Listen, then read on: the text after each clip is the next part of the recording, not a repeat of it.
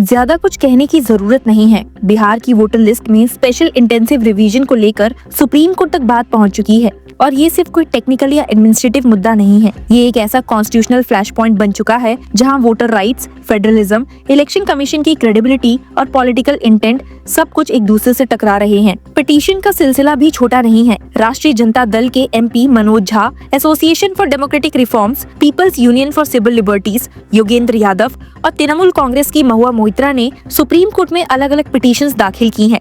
सब एक ही बात के लिए कि इलेक्शन कमीशन का ये रिवीजन एक्सरसाइज लोगों के वोट का अधिकार छीन सकता है। कपिल सिब्बल, अभिषेक मनु सिंघवी, शदान फरासत और गोपाल शंकर नारायणन जैसे सीनियर एडवोकेट्स ने पिटीशनर्स की तरफ से कोर्ट में आर्ग्यू किया।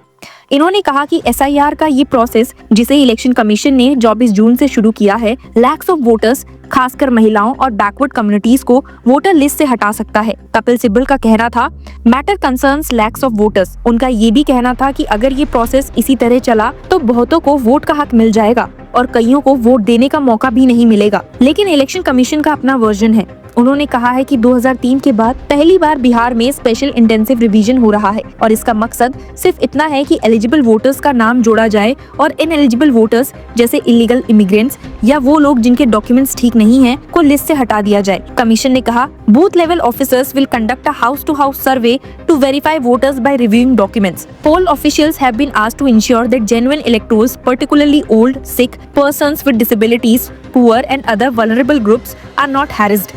तो ऐसे में क्या सुप्रीम कोर्ट ने पिटीशन को अलाउ किया होगा? क्या कोर्ट ने इस एक्सरसाइज पर स्टे दे दिया है? आपको बता दूं कि मामला इतना गर्म हो चुका है कि सुप्रीम कोर्ट भी खुद को इससे बचा नहीं पाई है।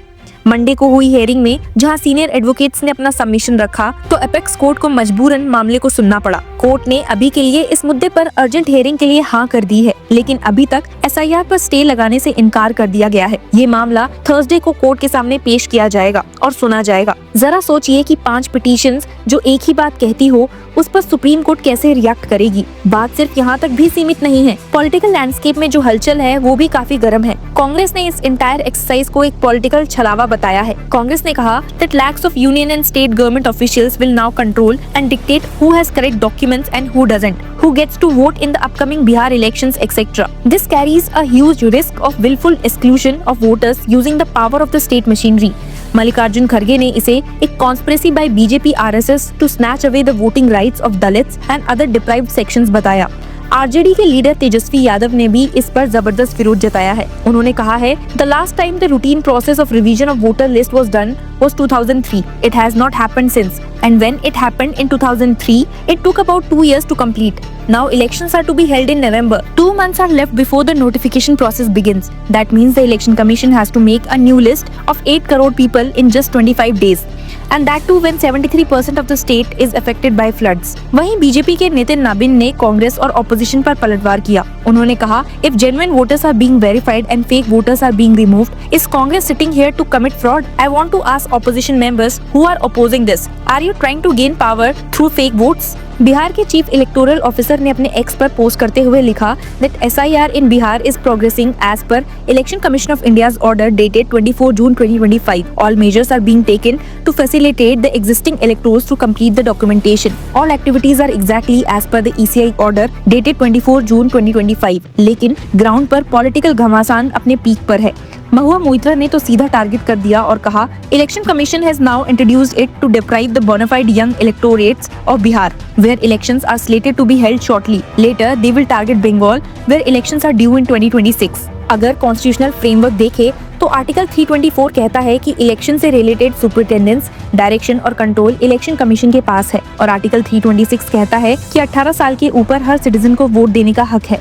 रिप्रेजेंटेशन ऑफ पीपल एक्ट 1950 के सेक्शन 21 के तहत इलेक्शन कमीशन किसी भी समय स्पेशल रिवीजन कर सकता है for reasons to be recorded. अब इलेक्शन कमीशन ने रीजंस ये दिया है कि पास्ट 20 इयर्स में अर्बनाइजेशन और माइग्रेशन के कारण वोटर रोल्स में डुप्लीकेट एंट्रीज काफी बढ़ गई हैं। पर क्रिटिक्स का कहना है कि इस बार का प्रोसेस 2003 से ज्यादा कॉम्प्लेक्स है। इस बार हर वोटर को एन्यूमरेशन फॉर्म देना होगा और जनवरी 2003 के बाद रजिस्टर होने वाले को अपने और अपने पेरेंट्स के जन्म के स्थल और तारीख का प्रमाण देना होगा। आधार कार्ड को वैलिड डॉक्यूमेंट नहीं माना गया है। इलेक्शन कमीशन ने कहा कि Aadhaar is neither proof of date of birth nor of citizenship, लेकिन क्रिटिक्स का कहना है कि ग्राउंड लेवल पर आधार ही एकमात्र आइडेंटिटी डॉक्यूमेंट है जो आम आदमी के पास होता है। फॉर्म 6 जो कि रजिस्ट्रेशन ऑफ इलेक्टोरल रूल्स 1960 के तहत आता है, उसमें आधार को प्रूफ के रूप में माना गया है। लेकिन SIR गाइडलाइंस में इलेक्शन कमीशन ने एक अलग डिक्लेरेशन फॉर्म इंट्रोड्यूस कर दिया है, जिसमें आधार के अलावा अन्य डॉक्यूमेंट्स मांगे गए हैं। सबसे बड़ा सवाल माइग्रेंट्स को लेकर है। सेक्शन 20 कहता है कि जो लोग टेम्पररी एब्सेंट है,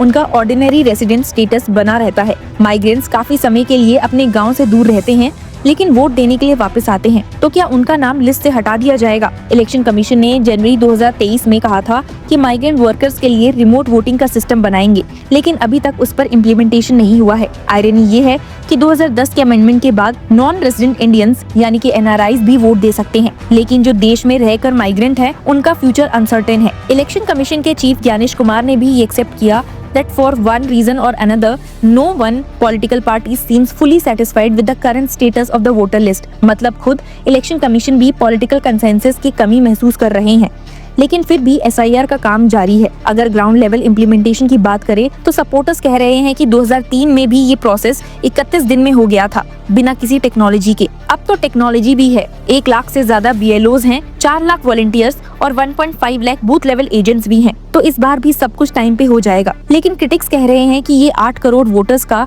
मैमोथ एक्सरसाइज है, जिसमें से लगभग 3 करोड़ लोगों को अपने और अपने माता पिता के जन्म के प्रमाण देने हैं। फॉर्म भरने से लेकर डॉक्यूमेंट्स कलेक्ट करना और फिर फील्ड लेवल वेरिफिकेशन, ये सब करना 25 दिन में इम्पॉसिबल है। माइग्रेंट्स, स्टूडेंट्स और डेली वेज लेबरर्स के लिए ये तो और भी ज्यादा मुश्किल है। योगेंद्र यादव ने कहा है कि इस प्रोसेस के जरिए डिसइंफ्रेंचाइजमेंट का एक साइलेंट वेपन यूज हो रहा है। वोटर लिस्ट रिवाइज करना कोई प्रॉब्लम नहीं है, लेकिन जब ये प्रोसेस लोगों के राइट टू वोट को अंडरमाइन करने लगे तो डेमोक्रेसी का फंडामेंटल प्रिंसिपल भी हिल जाता है। अब सुप्रीम कोर्ट ने मैटर को अर्जेंटली सुनने के लिए एग्री तो कर लिया है, लेकिन ये भी क्लियर कर दिया है कि एक्सरसाइज को अभी स्टॉप नहीं किया जाएगा। तो इसका मतलब ये है कि जब तक मैटर का फाइनल डिसीजन नहीं होता, तब तक SIR चलता रहेगा। और इस बीच में अगर किसी का नाम वोटर लिस्ट से हटा दिया गया तो वो क्लेम और ऑब्जेक्शन फेज में ही अपने आप को वापस दाखिल करवा सकता है। यही इलेक्शन कमीशन ऑफ इंडिया का कहना है। पर क्या सच में सब वोटर्स को पता है कि उन्हें कौन सा फॉर्म भरना है, कौन से डॉक्यूमेंट्स देने हैं और क्या करना है अगर उनका नाम लिस्ट से हट गया? क्या BLOs या BLAs ग्राउंड लेवल पर इतनी एफिशिएंटली काम कर रहे हैं? क्या फ्लड से जूझ रहे बिहार के हर कस्बे, हर गाँव तक ये गाइडलाइन सही से पहुँच पाई है?